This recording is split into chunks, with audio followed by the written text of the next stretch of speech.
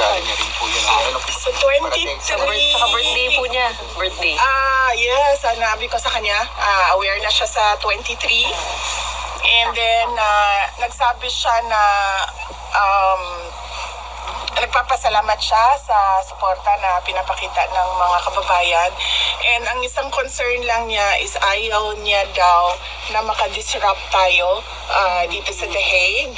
So, isiguraduhin daw natin na kung ano man yung gagawin natin ay naka-coordinate daw sa LGU o sa police man kung saan daw dapat mag-coordinate kasi ayaw niya daw na makadisrupt tayo dito.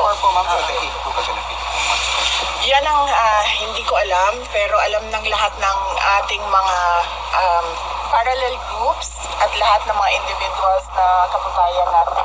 They can contact Jaira Madrona sa Office of the Vice President. She's the focal for March 20. Para sa amin lang usually. Madam, kasama po sa GIL Amsterdam po ang prayer namin para po natin dito. Thank you, JIL. Bakit po ba niya yung laman nung letter po from the Dutch? Oh, yeah. Pinabasa niya kasi sa akin. Kasi